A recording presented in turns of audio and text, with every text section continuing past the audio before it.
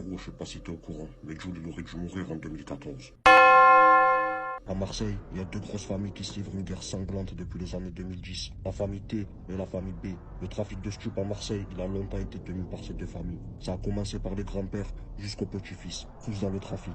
Et le manager de Jules, il faisait partie de la famille T. En 2010, un membre de la famille du manager de Jules et sa femme se font séquestrer pour se faire voler une grosse somme d'argent. Mais la femme était enceinte et elle a perdu son bébé à cause de ça. Quelques mois plus tard, le mec qui a séquestré le couple, il a tiré dans un guet-apens au quartier de Fontvert et il se fait assassiner et son frère il se fait blesser. C'était en représailles de la séquestration et de la mort du bébé. Dans cette histoire, il y avait 4-5 personnes impliquées et elles sont toutes mortes en quelques mois. À chaque fois, c'était que des représailles.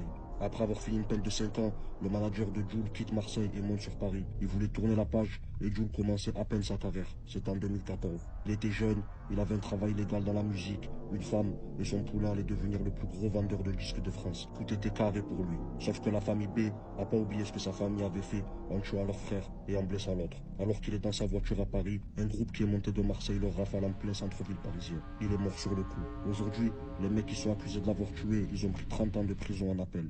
Et lui, il n'a jamais eu la chance de voir l'ascension que Jules a eue.